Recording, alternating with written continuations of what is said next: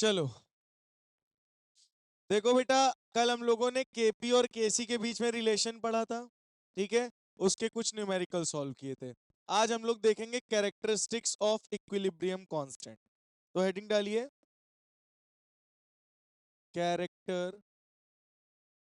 Characteristics of equilibrium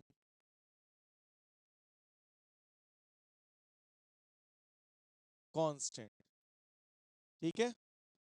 तो आज का टॉपिक क्या है? कैरेक्टरिस्टिक्स ऑफ इक्विलिब्रियम कांस्टेंट, ठीक है बेटा।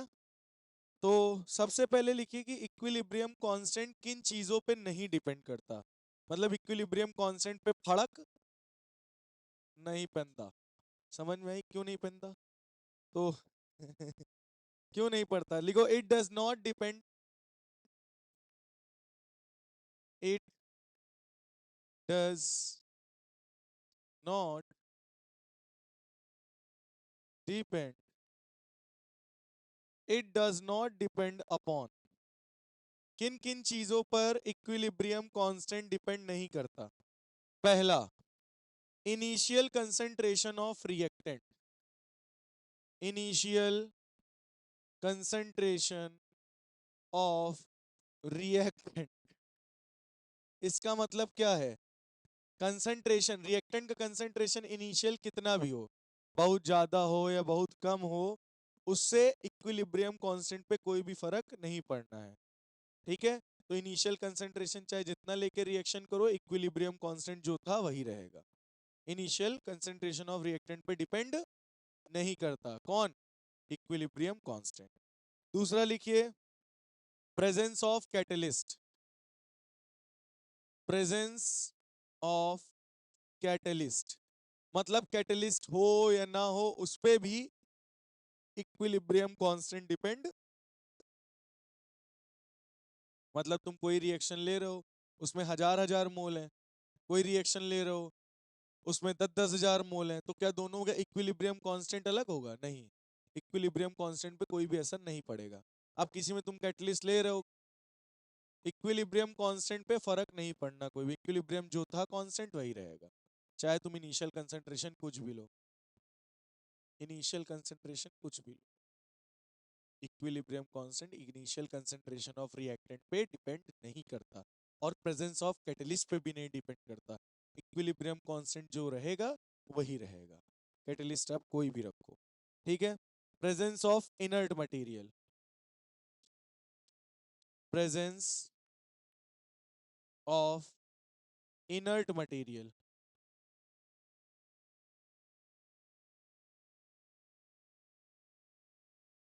इनर्ट मटेरियल जैसे कि हीलियम हो गया, है ना, हीलियम हो गया, नियॉन हो गया, ऑर्गन हो गया, ये सब जो एलिमेंट हैं, इनके प्रेजेंस होने से भी के ई को कोई भी फर्क नहीं पड़ेगा। बात समझ में आ गई या नहीं? क्योंकि इन्हें हम लोग इनएक्टिव मटेरियल्स कहते हैं। क्या कहते हैं इनको हम लोग? इनएक्टिव मटेरियल्स, क्योंकि ये रिएक्शन नहीं करते। तो ये कुछ कंडीशंस थी जिसपे आपका इक्विलिब्रियम कांस्टेंट डिपेंड नहीं करता है, ठीक है। ठीक है, तो चलिए अब लिखिए, इट डिपेंड्स अपॉन। तो किन किन चीजों पर डिपेंड करता है इक्विलिब्रियम कांस्टेंट? अब हम लोग ये समझेंगे, तो आप लोग पहले ये नोट कर लीजिए, फिर हम आगे बढ़ें। चलो नेक्स्ट लिखिए, it depends upon, it depends upon. किन किन चीजों पर डिपेंड करता है? चलिए लिखिए, पहला, mode of representation of reaction, of the reaction, mode of representation, representation of reaction. क्या बोला जा रहा है? इक्विलिब्रियम कांस्टेंट किस चीज पे डिपेंड करता है? इक्विलिब्रियम कांस्टेंट डिपेंड करता है मोड ऑफ रिप्रेजेंटेशन पे, कि आप रिएक्शन को कैसे रिप्रेजेंटेट कर रहे हो। जैसे कि एग्जांपल, ए प्लस बी मिलकर क्या बना रहा है? सी। इसका इक्विलिब्रियम कांस्टेंट हमने क्या माना? के। क्या माना? के। हमने कहा C से मिलकर क्या बन रहा है, A प्लस बी, तो इसका इक्विलिब्रियम कांस्टेंट हो जाएगा 1/k, क्योंकि रिप्रेजेंटेशन हमने अलग कर दिया ना। तो जो इसका k है तो उसी को अगर तुमने पलट दिया तो क्या हो जाएगा, 1/k। प्रूफ करके दिखाएं, देखो यहां k निकालोगे तो क्या आएगा, concentration of product, concentration of product upon concentration of reactant, यही लिखोगे ना। अब जरा इसके लिए क्या लिखोगे बताओ, concentration of product upon concentration of, अब जरा देखो ये जस्ट एक दूसरे के अपोजिट नहीं है। अगर a प्लस बी से मिला के c बना रहे हो, अगर इसका इक्विलिब्रियम कांस्टेंट k है और इसको तुम अपोजिट करके लिख रहे हो, रिप्रेजेंटेड दूसरी तरफ से कर रहे हो, तो इसका इक्विलिब्रियम कांस्टेंट 1/k हो जाएगा। बोलो ये बात भी समझ में आई या नहीं है। मतलब के ही डिपेंड करता है मोड ऑफ रिप्रेजेंटेशन पे, किस तरीके से आप रिप्रेजेंटेट कर रहे हो। हाँ हाँ,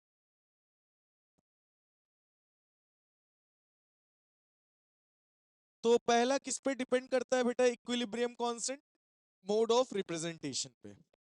अगर a प्लस बी से मिलकर c बनेगा, उसका इक्विलिब्रियम कांस्टेंट k है, आप इसको पलट दो, c से a प्लस बी बन रहा, तो इसका इक्विलिब्रियम कांस्टेंट 1/k हो जाएगा। जैसे एक तरीका और है, जैसे हमारे पास है N2 प्लस O2 से मिलकर 2NO2 बन रहा है, ठीक है। इसका इक्विलिब्रियम कांस्टेंट है k। मैंने कहा 2N2 प्लस 2O2 से मिलकर बन रहा है 4NO2, तो इसका इक्विलिब्रियम कांस्टेंट क्या होगा, नहीं, जितने टाइम से ये रिएक्शन मल्टीप्लाई हो रही है इसका स्क्वायर कर देना, मतलब पावर लगा देना। आप जरा देखो इस रिएक्शन को मैंने 2 से मल्टीप्लाई किया है, बी वाले में अगर N2 plus O2 gives 2NO2 है, इसका इक्विलिब्रियम कांस्टेंट k है अगर, ठीक है। तो मैंने इस पूरी रिएक्शन को 2 से मल्टीप्लाई कर दिया, तो इसका मल्टीपल क्या निकल के आया, 2, तो वो k की पावर में कन्वर्ट हो जाएगा, किसकी पावर में, k की पावर में। चलो इसको मैं प्रूफ करके दिखाता हूं। इसका k निकालो, क्या निकलेगा, कंसेंट्रेशन ऑफ प्रोडक्ट यानी NO2 की power 2 upon N2 molar concentration of N2 molar concentration of O2। बोलो ये बात समझ में आई, ठीक। जरा इसका k निकालो बेटा, देख लो ना, समझ में नहीं आएगा बाद में। कंसेंट्रेशन ऑफ NO2 की पावर क्या है इधर, 4, stoichiometric coefficient 4, N2 molar concentration of N2 की पावर 2, O2 की पावर 2, 2 कॉमन ले लो, तो NO2 की पावर 2 अपॉन N2 की पावर 1, O2 की पावर 1 की पावर 2, देखो होल 2 हो गया। अब जरा देखो इस पूरे की वैल्यू क्या है, k, यानी k की पावर क्या आ गया, 2। प्रूव, अगर 3 से मल्टीप्लाई हो रहा होगा, मतलब मल्टीपल निकाल के उसको पावर लगा देना है k का, जो भी पूरे का मल्टीपल होगा वो आपको k की पावर बना देनी है, एज योर विश। ये बात समझ में आ गई इतनी, हाँ। अगर 3 से हो रहा होता तो k की पावर 3 हो जाती, जैसे जैसे तुम कह रहे हो कि यहाँ 3N2 हो जाता, यहाँ 3O2 हो जाता, यहाँ यहाँ 6NO2 हो जाता, तो इसका क्या, k की पावर 3 होता, इक्विलिब्रियम कांस्टेंट। समझ में आ गई बात, नोट कर लीजिए ये भी। तो इस पे डिपेंड करता है मोड ऑफ रिप्रेजेंटेशन पे। चल, अब मैं आपको एक रिएक्शन देने जा रहा हूं, उसको आप लोग बताइएगा। SO2 plus half O2 gives SO3, ठीक है। इसकी आपको k की वैल्यू बतानी है, क्या बतानी है, k की value. 2SO2 plus O2 gives SO3, 2SO3, ठीक है। इसका इक्विलिब्रियम कांस्टेंट दे रखा है के, इसका इक्विलिब्रियम कांस्टेंट क्या होगा, चलिए बताइए। हाँ चलो, अगर ये बताओ हम इस पूरी रिएक्शन से हाफ बाहर निकाल लें तो यही रिएक्शन तो बनेगी। अरे कह दो कि इसको हम हाफ से मल्टीप्लाई कर दें, हाफ से मल्टीप्लाई, हाफ से मल्टीप्लाई, हाफ से मल्टीप्लाई, टू से टू, टू से टू, कितना आ गया 1/2। तो इस पूरी रिएक्शन का मल्टीपल क्या आया 1/2, यानी के की पावर क्या हो जाएगी, खत्म। यानी इसका क्या आएगा, इक्विलिब्रियम कांस्टेंट √k। क्लियर हुआ, क्लियर हो गया। तो इक्विलिब्रियम कांस्टेंट किस पे डिपेंड करता है, मोड ऑफ रिप्रेजेंटेशन पे भी डिपेंड करता है। मैंने दो तरीके से मोड ऑफ रिप्रेजेंटेशन आपको दिखा दिए, ठीक है। अब हम लोग तीसरे तरीके से देख लेते हैं। इतना नोट कर लीजिए आप लोग, हो गया। तो ओवरऑल हमको क्या समझ में आया, कोई अगर रिएक्शन है A+B और बन रही D, तो अगर ये Na+NB, इसका इक्विलिब्रियम कांस्टेंट के, और ये बन रहा है ND, तो के की वैल्यू क्या हो जाएगी, के की पावर क्या हो जाएगी n। जितना भी इन रिएक्शंस का मल्टीपल होगा वो पावर में लग जाएगा। अगर पलटी मारेगा तो मतलब अपोजिट कर दोगे तो 1/, में हो जाएगा, है ना। अगर इसी को हम ऐसे लिख दें, ND Na+NB, तो ये क्या हो जाएगा 1/k की पावर n। बोलो समझ में आ गई बात, क्या ये बात आपको क्लियर हुई, बहुत बढ़िया। तो ये नोट हो गया आप लोगों का, हो गया ना। चलिए, तो अब मैं आपको एक रिएक्शन देने जा रहा हूं। ए से मिलकर क्या बन रहा है बी, एक्स से मिलकर क्या बन रहा है वाई, ठीक है। और इसका इक्विलिब्रियम कांस्टेंट है K1, इसका इक्विलिब्रियम कांस्टेंट है K2, और दोनों रिएक्शन को हम जोड़ रहे हैं, यानी A+X मिलकर क्या बना रहा है B+Y। आपको बताना है यहां का इक्विलिब्रियम कांस्टेंट क्या आएगा। तो यहां का इक्विलिब्रियम कांस्टेंट क्या आएगा, K1 K2। अगर कोई भी दो रिएक्शंस तुम आपस में जोड़ रहे हो तो दोनों का इक्विलिब्रियम कांस्टेंट मल्टीप्लाई हो जाता है। कैसे, ये मैं प्रूफ करके दिखाता हूं। जरा इसको तुमने ऐड किया, ये रिएक्शन बनी, तो के का फॉर्मूला क्या होता है, concentration of product, concentration of product upon concentration of reactant. बोलो सही है, सही है। B/A, B/A क्या है K1, Y/X, Y/X क्या है, मल्टीप्लाई में है ना दोनों, आ गया। तो अगर कभी भी किसी भी दो रिएक्शन को जब हम लोग जोड़ते हैं तो उनका इक्विलिब्रियम कांस्टेंट मल्टीप्लाई हो जाता है। और अगर माइनस करेंगे तो डिवाइड हो जाएगा, दो रिएक्शंस को माइनस करोगे तो क्या हो जाएगा, K1/K2 हो जाएगा। बात समझ में आई या नहीं आई इतनी, बोलो ये बात समझ में आई। जैसे कि हम कोई एक रिएक्शन तुम्हें करके दिखा देते हैं। M से क्या बना N, Q से क्या बना P, और इन दोनों रिएक्शंस को हम माइनस कर रहे हैं। इसका इक्विलिब्रियम कांस्टेंट K1, इसका इक्विलिब्रियम कांस्टेंट K2। तो ओवरऑल M+Q, ओ सॉरी, M+Q जो भी बन रहा हो, और N+P जो भी बन रहा हो, तो इनका इक्विलिब्रियम कांस्टेंट क्या आएगा K1/K2। अगर रिएक्शन एक दूसरे से सब्ट्रैक्ट कर रहे हो तो यहाँ पे इक्विलिब्रियम कांस्टेंट डिवाइड हो जाएगा। क्या हो जाएगा, हटा लो, बस। चलो, आ गया ना। हाँ, माइनस होगा तो इक्विलिब्रियम कांस्टेंट डिवाइड होगा, प्लस होगा तो मल्टीप्लाई होगा, ठीक है। अब इसी से रिलेटेड मैं आपको एक न्यूमेरिकल कराने जा रहा हूँ।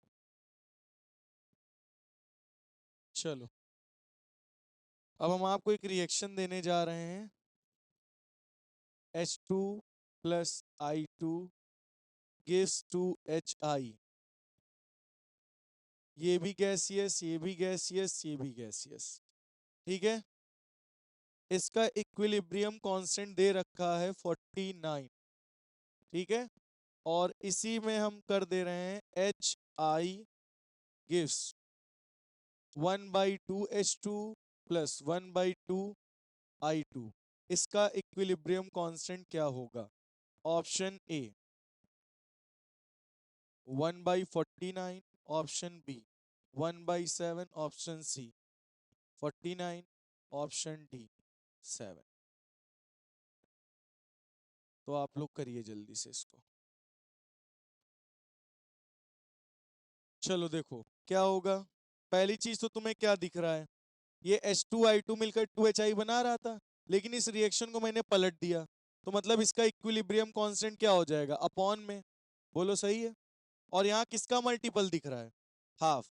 अगर इसको हाफ से डिवाइड करो, हाफ से मल्टीप्लाई, हाफ से मल्टीप्लाई, तो 2 से 2, हाँ हाँ 2 से डिवाइड करना है पूरी इक्वेशन को, तो मतलब कह सकते हो हाफ से मल्टीप्लाई कर रहे हैं पूरी इक्वेशन को, हाफ से मल्टीप्लाई। तो जो भी मल्टीप्लाई होता है वो किस में कन्वर्ट हो जाता है? पावर में। तो ये हो जाएगा 1/√49, जो कि क्या आ जाएगा 1/7। Option number B is correct. Clear हो गया? क्लियर हुआ? नोट कर लीजिए। चलो तो बेटा नेक्स्ट क्वेश्चन पर आते हैं।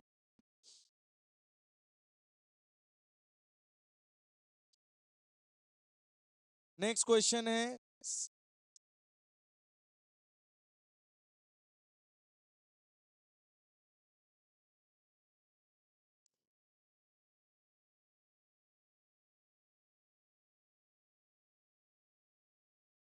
एक रिएक्शन ये है बेटा,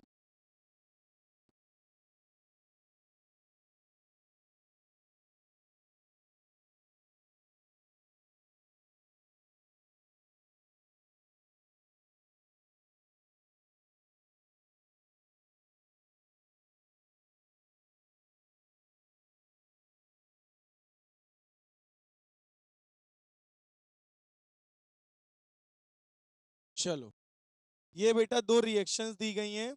K1 की वैल्यू दी गई है 3.5 इंटू 10⁻³ और K2 की वैल्यू दी रखी है, कितनी दे रखी है? 1.7 इंटू 10⁻³ ये आपके पास दे रखा है वैल्यूज, और पूछ रहा है इनसे मिलकर बनी है एक reaction Ag plus 2NH3 gives AgNH3 का होल ट्वाइस पॉजिटिव।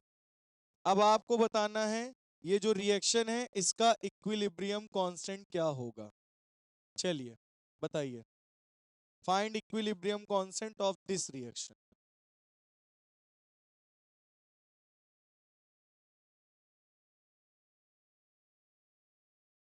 तो चलिए पहले हम लोग देख लेते हैं यहाँ पे ये दो रिएक्शंस जो हैं वो ऐड होकर ये रिएक्शन आ रही है या फिर सब्ट्रैक्ट होकर आ रही है।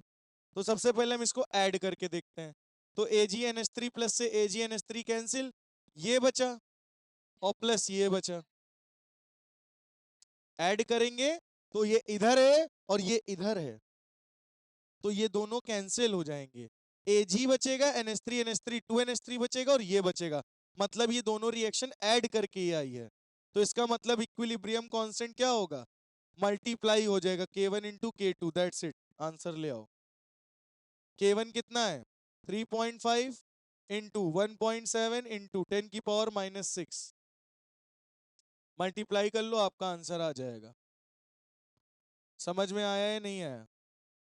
बोलो। इसका आंसर कितना आ जाएगा? 6.08 इंटू 10⁻⁻6। ये आ गया इक्विलिब्रियम कांस्टेंट की वैल्यू इस रिएक्शन के लिए। समझ में आया या नहीं? समझ में आया? बहुत बढ़िया, नोट कर लीजिए।